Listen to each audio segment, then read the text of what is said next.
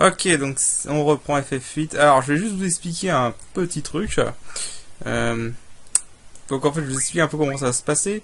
Parce qu'en fait, Mexico a fait en sorte de laisser la musique pour le prochain boss. Parce que c'est une musique qu'on entend très peu dans la version Vanilla, qu'on entend à peine 1 minute en Vanilla. Et donc moi j'ai décidé, on va faire pareil parce que c'est une de mes musiques préférées. Et donc je vais pas du tout commenter de tout le combat de boss, parce qu'il y a un combat de boss où Mexico a fait exprès de laisser la musique plutôt que de mettre la musique des boss. Et donc je vais faire ça. Faut juste savoir que ce boss est une bonne source d'anti-sort. Alors bien évidemment je vous ai pas montré le farm, donc j'ai déjà fait le boss off-screen en farmant les anti-sorts, donc là je vais juste vous montrer le combat direct, pur et simple. Et après je rechargerai la partie ici pour continuer le scénario en gros. Voilà, donc c'est comme ça que ça va se passer. Et donc bah du coup je vous laisse juste profiter quoi. Donc à tout de suite.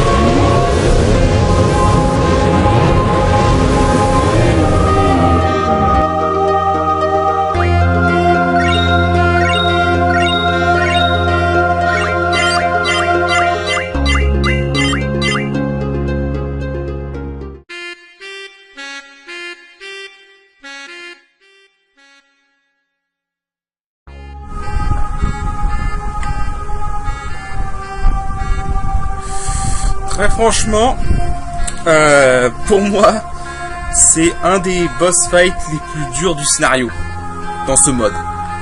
Parce que c'est très chaud du fait que elles font plein d'altérations d'état et surtout qu'elles sont hyper rapides. Vraiment, elles sont très rapides. Et basiquement, là, j'ai vraiment eu de la chance sur la dernière. J'ai eu de la chance qu'elle ait tenté de focus Squall et que Squall ait esquivé pas mal. Parce que sinon, ça aurait été vraiment chaud. Oula, excusez-moi. Parce que sinon, ça aurait été vraiment chaud. Mais donc voilà, du coup, on est devant le donjon final. Voilà, ça c'est le donjon final, donc la citadelle Silesia. C'est un donjon final, hein, il fait noir, c'est lugubre, c'est macabre, il y a des cadavres de Sith blancs partout. Voilà. Le parfait endroit pour faire des vacances. Bon. Sur The Triple, au cas où. Voilà, mais en gros, c'est le seul ennemi du jeu qui a des anti-sorts. Et en fait, pour voler des anti-sorts, ce que je vous conseille de faire, en fait, c'est de laisser la dernière juste avant la grosse en vie. Après, tu voles les 100 anti-sorts. Après, tu tues la dernière petite. Et tu combats la grosse. Donc du coup, là, ce que je vais faire, c'est que, comme je vous l'ai dit, je vous ai pas montré le combat version farm. Le combat version farm d'anti-sort, je l'ai fait off-screen. Donc du coup, là, ce que je vais faire, c'est que je vais recharger l'autre partie off-screen. Et je vous rejoins dans tout de suite. Allez, nous revoilà. Alors, donc c'est le donjon final. Mais avant de le commencer, on va pas le commencer dans cet épisode. On va d'abord aller faire d'autres trucs. Alors, faut juste que je me souvienne c'est quel portail. Parce que ces portails-là te permettent d'aller sur la carte du monde. C'est parfait, c'est le bon. Alors, on va se soigner juste. Parce que j'avais fini le combat de farm anti-sort. Hein, vous voyez, sans anti-sort. J'en ai même profité pour voler 45 fournaises avec Squall. C'est pas hyper utile, mais bon. Ah oui, d'ailleurs, j'ai oublié de préciser certains trucs sur le combat. Il faut vraiment vous immuniser à Morphée. Parce que leur attaque physique normale inflige Morphée. Ce qui est très emmerdant. D'autre part, quand la dernière grosse fait Mad Rush, faites un anti-sort. Directement. Parce que sinon la grosse a booster. Et déjà qu'ils sont rapides, alors avec booster... voilà quoi. Un booster et à récup surtout. Donc récup ferait qu'elle récupérait le truc genre 6000 PV par tick, tu vois. Donc c'est super chiant. Donc je vous conseille de vraiment faire un anti-sort. Alors, on est ici. Si vous avez vu mon let's play du Requiem mode, vous savez qu'on peut aller à la forêt des Chocobos de cet endroit. Oula, ça c'est pas de bol. Putain. Ok, il fait pas d'infection directe. Ça va. En plus il a raté. Voilà, bon, ça c'est pas de bol par contre. Voilà, donc vous savez qu'on peut aller à la forêt des Chocobos. Et c'est ce qu'on va faire en fait. On va aller à la forêt des Chocobos. C'est pas par là. Alors par contre, j'oublie tout le temps pas rousser. Vraiment, j'ai aucun sens d'orientation dans cette putain de forêt. Et là en plus, on n'a pas nos combats, contrairement au Requiem mode. Donc ça va être emmerdant. On va voir les combats aléatoires. Nice esquive.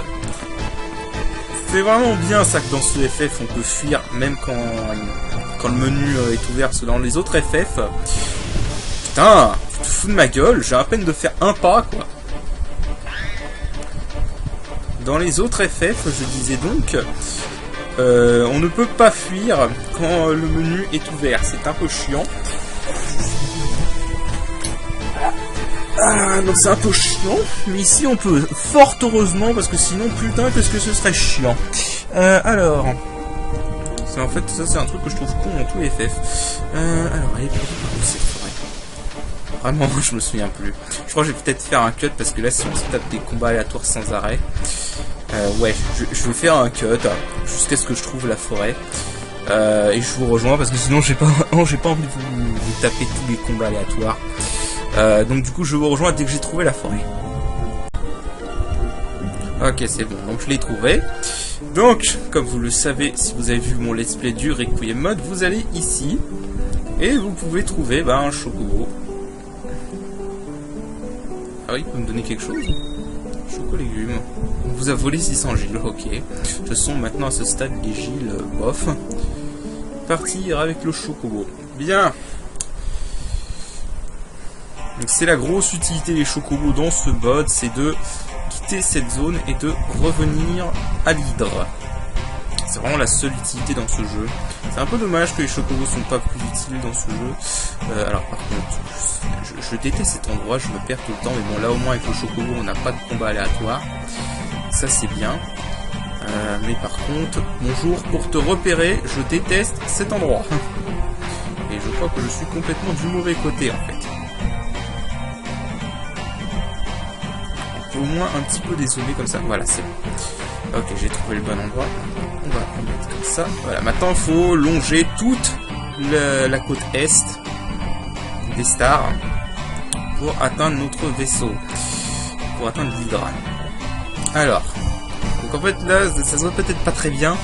Mais en fait, voilà, vous voyez qu'il y a des zones qui sont plus claires que d'autres dans l'océan. C'est des zones où vous pouvez courir avec votre chocobo. Voilà. C'est comme ça qu'on va rejoindre l'hydre qui a atterri, on ne sait trop comment, dans le désert. Il faut savoir qu'à partir de Select 4, toutes les villes du jeu sont bloquées. Vous ne pouvez plus retourner dans les villes. Donc j'espère que vous avez fait ce que vous aviez à faire. Parce que sinon vous l'avez dans l'os, notamment la triple triade. Et donc... Et bah donc du coup il n'y a plus de marchands, il n'y a plus de personnes pour jouer aux cartes, etc. Normalement il y a le club CC pour jouer aux cartes, mais ça a été désactivé dans ce mode. Donc du coup bah on n'a plus le club CC. Alors, on va par là. On va par là. Mais du coup j'ai récupéré toutes les cartes de la triple triade. Normalement je devrais avoir accès à un petit surprise. Sachant aussi qu'il y a encore un monstre spécial à affronter, que je ne sais pas si je vais le faire dans cet épisode ou si je le ferai plus tard. Mais ça peut être utile de le faire maintenant, donc je ne sais pas encore. Donc là, on va rejoindre l'hydre qui se trouve là-bas, ou le Ragnarok, qui se trouve ici. Bien. Voilà, on va atterrir. Merci, monsieur le chocobo. On va se faire une petite sauvegarde. Ah, ici. Parfait. Et on rentre. Et normalement, si je fais rentrer dans le hydre, et ben voilà. Nous avons une petite scène. Ah, je suis là où j'ai voulu que nous jouions aux cartes avec le groupe CC. Et quand je suis arrivé, il n'y avait plus personne. Et c'est derrière, je sais pas où. Voilà, donc en gros, ils ont réussi à se réfugier dans le vaisseau.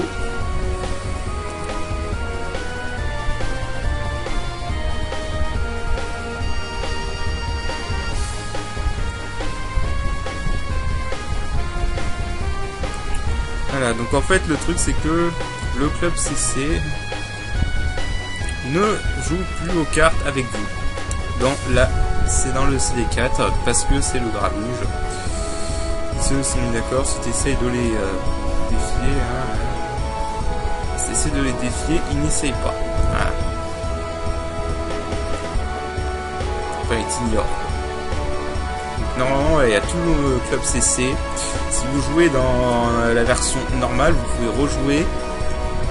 Alors, on a décidé avec les autres membres du groupe d'arrêter de jouer tant que les choses ne sont pas revenues à la normale. Voilà, donc en gros, on peut plus jouer aux cartes du tout. C'est fini. C'est pour ça qu'il fallait faire absolument la collection avant. Ah, et ici, ce mec-là a un message du vieux de Balan qui justement nous demandait la carte, qui nous demande de donner la quête des monstres rares, enfin des monstres spéciaux. Un message à l'adresse des signes, je n'avais pas compris à quel point vous êtes devenu si important. Ce que j'ai voulu entendre dans votre quête, mais en concernant les produits, je me suis souvenu de tout, alors que vous allez penser que l'intention est bonne, mais que c'est un peu tard, n'est-ce pas? Et bien, trompez-vous, car il y a une raison pour laquelle il est si important de vaincre les monstres spéciaux dans un ordre précis. Cette raison, la voici, cela permet d'ouvrir la voie vers un monstre plus puissant encore que les autres, mais détenant un matériau que vous ne trouverez nulle part ailleurs. Ce monstre se trouve près d'une tombe, donc la tombe du roi inconnu. Attention, si vous n'avez pas à tuer les 15 premiers monstres, il ne révélera pas ses pouvoirs cachés. Voilà, je vous souhaite bonne chance, amis Icide, Puissier, et vous... voilà, bon bref. Voilà, donc en gros, on a un 15e monstre à battre. Et en fait, ce monstre donne un matériau unique qui nous permettra de forger la Lionheart. Voilà. Mais avant ça, alors il faut juste que je me souvienne exactement où c'est. Il faut savoir qu'en fait, près des stars, je n'ai plus aucun souvenir d'où c'est exactement. Je crois que c'est par ici. Au pire, je vais peut-être revoir les anciennes vidéos. En fait, c'est caché, mais il y a une zone où un pod lunaire s'est écrasé. Et donc cette zone, j'aimerais bien la trouver. Il me semble que c'est par là. Voilà, c'est ici, parfait. Et donc ici, nous avons Ishtar. Oh mon dieu, tu as terminé ta collection, c'est incroyable. Un tel exploit ne peut pas rester sans récompense. Tiens, c'est un objet qui appartenait à mon père. Il n'est plus de ce monde, alors je te le donne, fais-en bon usage. Le collectionneur.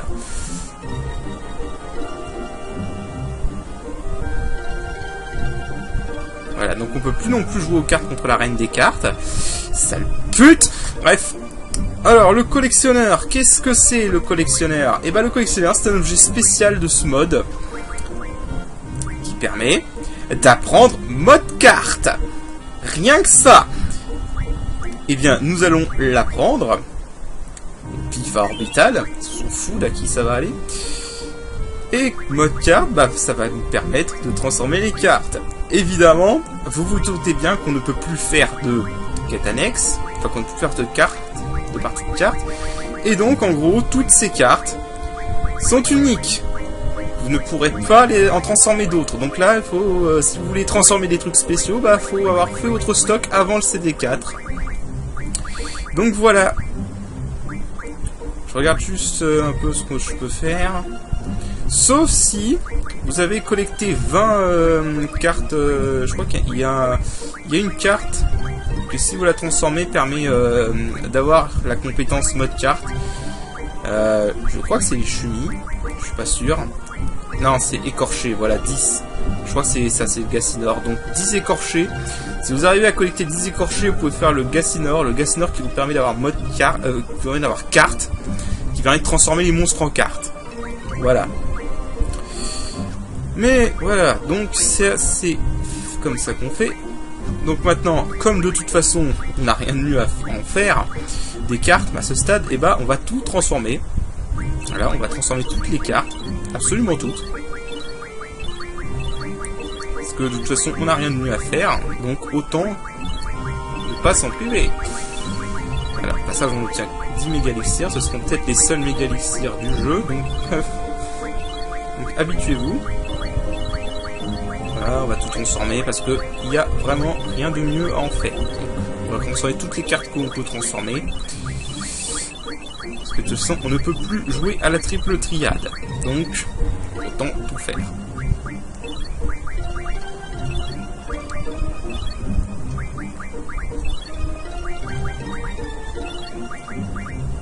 Voilà, c'était vraiment le gros intérêt de faire toute la collection avant le CD4. C'est pour ça qu'il fallait vraiment la faire. Sachant que vous n'êtes pas obligé. J'ai réussi à faire le mode sans mode carte. Parce que j'en avais ras le cul de la reine des cartes. Faut savoir que c'est globalement totalement faisable. Le problème, c'est qu'il y a deux boss en particulier qui vont extrêmement vous casser les couilles sans mode carte. Parce que le truc, c'est que sans mode carte, vous ne pouvez avoir qu'un seul perso qui a qui a défense mentale x4, ce qui pose énormément de problèmes dans deux combats qui sont le Minotaur et Ultimecia, le boss final. Donc voilà. Donc là vraiment je transforme tout parce que il y a vraiment aucun intérêt à garder tout. Autant tout transformer. Hop. Voilà. Sachant évidemment que les transformations ont été nerfées. Je sais pas si vous avez bien vu, mais genre par exemple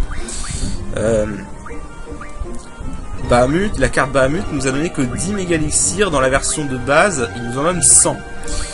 Les cartes qui donnent 3 objets pour apprendre des compétences bonus, nous n'en avons donné qu'un seul. Donc voilà. Alors, il faut savoir aussi que j'ai vu que Mexico a fait une modif récemment. Il a lancé une mise à jour, il n'y a même pas aujourd'hui, qui nerf les balles pulsar. J'ai pas encore eu le temps de la télécharger parce que ma connexion est pourrie. Mais donc cette modif me nerf les balles pulsar. Donc je sais pas à quel point. Parce qu'en fait, on a un choix. Dans mon cas, est un choix assez cornélien. Parce qu'en fait, ce qui se passe, c'est que via les transformations, on peut apprendre cannibale. Via les transformations, en fait, on a obtenu ceci, la saguette, qui permet d'avoir HP plus 50%, enfin vigueur plus 50%. Le truc, c'est que cet objet est du coup dans ce mode complètement unique. Et c'est un des ingrédients pour la Lionheart. Oui. C'est un c'est un passage obligé pour la Lionheart. Il faut donc faire un choix. En gros, c'est peut-être le choix le plus dur à faire du jeu. C'est ou bien tu conserves cet objet pour apprendre vigueur plus 50% à un de tes persos, ou bien tu le conserves et tu fais la Lionheart. Voilà. Je ne pense pas que les autres objets avec stat plus 50% soient des ingrédients. Faudrait que je revérifie ça. Je vais revérifier tout de suite. Capacité bazar. Donc voilà. Il faut une saguette, un Loch Ness et 12 balles pulsar. Le Loch Ness étant l'objet que va nous rapporter le monstre rare, le monstre spécial qui nous reste à battre. Voilà. Pour les autres armes ultimes. Donc voilà, on peut faire l'air gaze maintenant, mais ça je m'en fous parce que je m'en fous de Zell. Le fusil d'argent c'est bon, on l'a déjà fait. Le smiley, bon il nous manque des trucs. Le tronçonneur, il nous faut un anneau récup et des nuclides. Et le saguet, il nous faut un nuclide. Bon, c'est pas grave, de toute façon, je m'en fous un peu. Il y a vraiment que Irvine et Squall que ça m'intéresse d'avoir les armes supplémentaires. Alors, du coup, qu'est-ce qu'on va faire? Je ne sais pas, donc pour l'instant, je vais garder parce que j'ai envie de voir avec le nerf de la dernière mise à jour, est-ce que ça vaudrait le coup d'apprendre vigueur plus 50% à Irvine pour booster les balles pulsar, ou alors faire la Lionheart. Il faut savoir que la Lionheart est assez pétée, mais a des chances de ne pas sortir. Donc voilà. Alors le Magax, par contre, magie plus 50%, ça va définitivement aller pour Quistis. Donc, Quistis à quel G-Force déjà?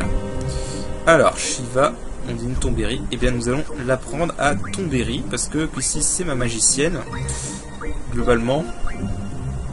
Donc du coup, Tonberry pour magie plus 50%. Voilà. En outre, vu que Quistis n'a ni auto booster ni auto carapace, alors est-ce qu'on obtient l'objet qui permet de prendre auto carapace par contre? J'ai pas l'impression.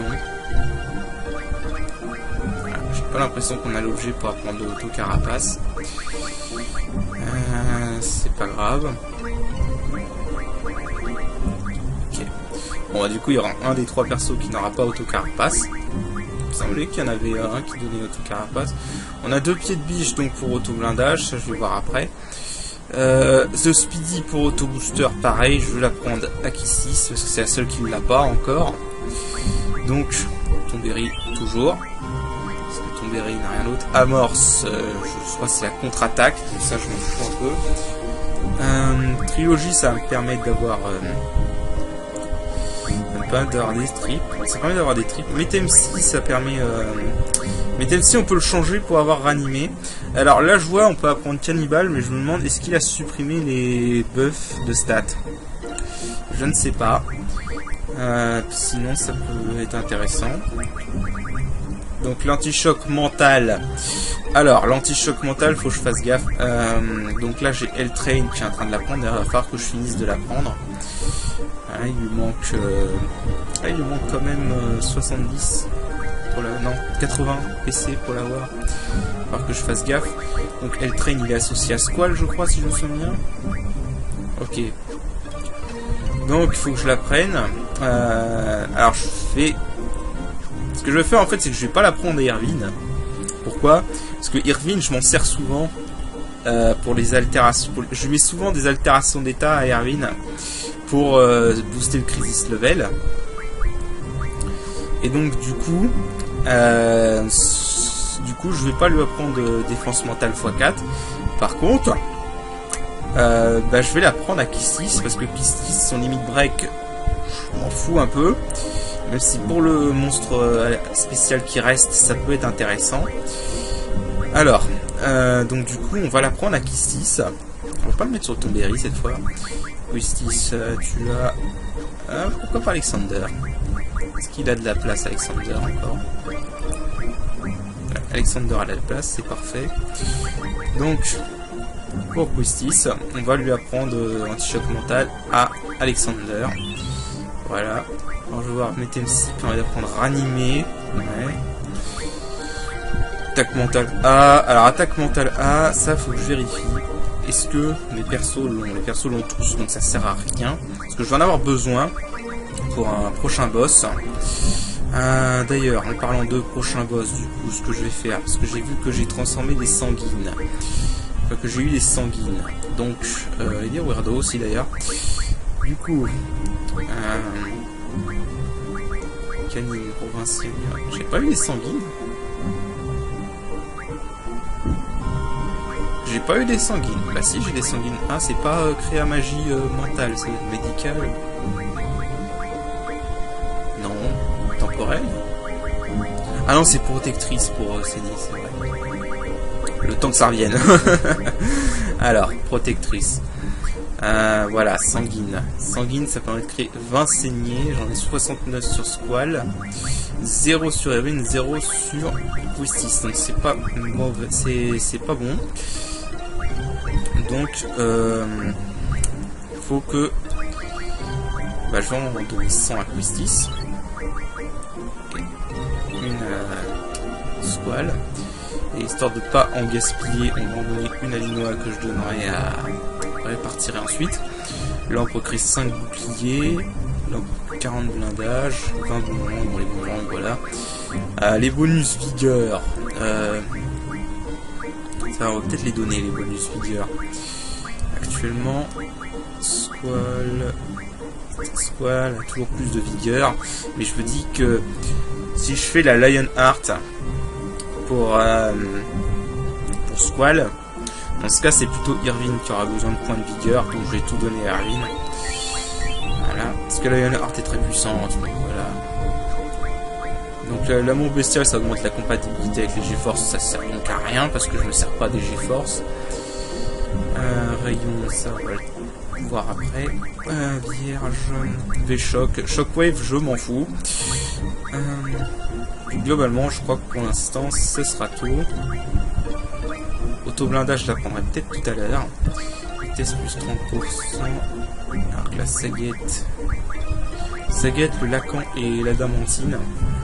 Alors l'Adamantine n'est plus un ingrédient pour la Lionheart, si j'ai bien regardé. Ouais, ce n'est plus un ingrédient pour la Lionheart. Bah écoutez, du coup ce que je vais faire, c'est qu'on va tenter le monstre spécial que je vous dis. Donc, il est dans la tombe du roi inconnu, qui est pas loin de Deling City. Donc, voilà, on va y aller en mode automatique. Merde. On va y aller en mode automatique. Je vais essayer de le battre. Alors, faut savoir, je vais dire tout de suite la stratégie. En gros, ce boss, il faut absolument ne pas lui infliger défense 0. Si vous lui infligez défense 0, il vous lance une attaque qui fait 9999 de dégâts sur tout le monde. Et donc il vous tue instantanément. Donc en fait, du coup c'est un peu, je sais pas trop si, du coup c'est très intéressant parce qu'en fait, ça fait qu'il n'y a que 2 attaques qui permettent efficacement de le faire mal. C'est-à-dire Ah, quoi qu'il y aurait peut-être la GeForce Pampa. Ah, la GeForce Pampa, ça pourrait peut-être marcher. Elle est niveau combien? Parce que son dégâts... Ouais, là, elle ferait que 4000 de dégâts. Je crois que le monstre, il a un truc du genre 80 000, donc non. Donc, en gros, il y a que... il n'y a pas grand-chose qui lui fait beaucoup de dégâts. Il y a surtout Looter Space de Quistis. Et les balles anti-char. Toujours. Les balles anti-char, c'est OP. Alors, là, ils vont 5 balles. On va les transformer tout de suite, ces deux trucs-là. Voilà, comme ça, c'est fait. Les Dark Balls, j'en ai encore 4 plein. Les Dark Balls, je suis blindé. J'ai plus rien pour créer des balles anti-char, mais j'ai encore... combien de balles anti-char? 34, oui, c'est largement suffisant pour buter ce monstre. Alors... donc là, il va falloir juste que je me set up. Donc, on va mettre empathie. Alors, ce monstre est assez chaud par contre à abattre. Donc, je vais juste set up mes persos. Je vous rejoins juste après que j'ai set up.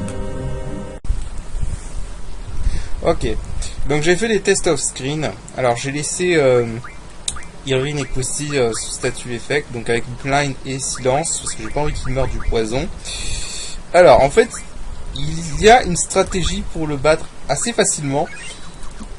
Faut juste avoir de la chance et espérer qu'il ne lance pas Ultima au début. S'il lance Ultima au début ou s'il fait Transcendance, ça peut être chaud. Et il faut aussi absolument que vous soyez immunisé à Fury avec votre perso qui a empathie. Donc, il faut un peu de bol. Il faut un petit peu de bol. Mais si j'arrive à caser le limit break de Quistis et celui d'Irvine, normalement je peux arriver dans la deuxième phase, parce qu'il y a une deuxième phase où il se lance triple attaque. Et à partir du moment où il se lance triple attaque, il n'utilise plus... Enfin, moi j'ai pas l'impression qu'il utilise... J'ai l'impression qu'il arrête d'utiliser Ultima et tout ça. Ultima et son attaque souffle. Il a une attaque souffle. Et donc, à ce moment-là, Squall pourra tout tanker avec empathie. Donc, il faut juste que j'arrive à caser le premier tour. Sachant qu'il commence direct en faisant force de dragon. Donc, ça lui donne une défense monstrueuse. Donc, là, il faut avoir un petit peu de bol. Parfait, ça c'est bien. Déjà ça c'est bien. Alors.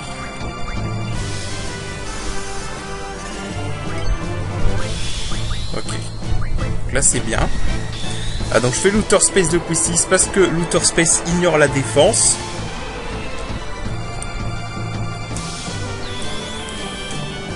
Donc du coup c'est très pratique ici qu'on peut pas infliger défense 0. Par contre j'aurais espéré que ça fasse plus de dégâts. J'ai eu un crisis level de merde. Donc là faut que j'espère que Irvine va atteindre la deuxième phase assez vite.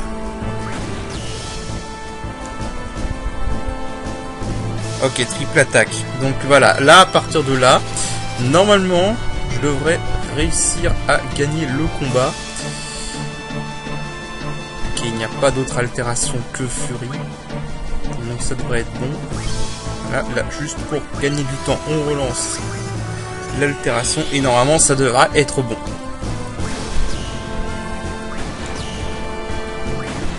Voilà, c'est bon. Bon, voilà, vraiment pas compliqué. Faut juste savoir bien gérer ça. Voilà, donc c'était le Moloch spécial. Mais faut vraiment pas se fier, hein. Il a Ultima et il a Transcendance. Et voilà la récompense, le Loch Ness.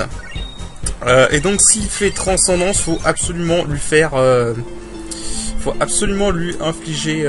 enfin lui lancer un anti-sort, parce que sinon il fait une attaque souffle qui fait 9950 de dégâts, et en gros qui vous one-shot, quoi. Donc voilà. Et donc notre récompense, c'est le Loch Ness. Loch Ness qui va nous permettre de forger la Lionheart pour Squall. Voilà.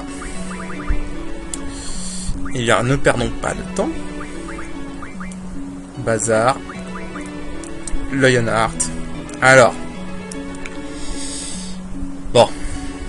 Comme je vous le disais, le souci, c'est que je ne sais pas si ça pourrait être plus intéressant de donner à Saget à Irvine avec le nerf des balles pulsar, vu que j'ai pas encore téléchargé la mise à jour. Donc ce que je vais faire, c'est que pour l'instant je vais rien toucher, je vais laisser de côté. On va sortir d'ici, on va aller sauvegarder et on va arrêter l'épisode ici parce que c'est déjà un épisode assez long ma foi. Merde, j'oublie à chaque fois que la caméra change ici. C'est emmerdant. Puis bah voilà, on va arrêter l'épisode là. On a fait un petit monstre spécial. Voilà. Je pense peut-être... D'ailleurs je pense honnêtement que ce monstre spécial, on devrait peut-être lui donner un petit peu plus de PV quand même.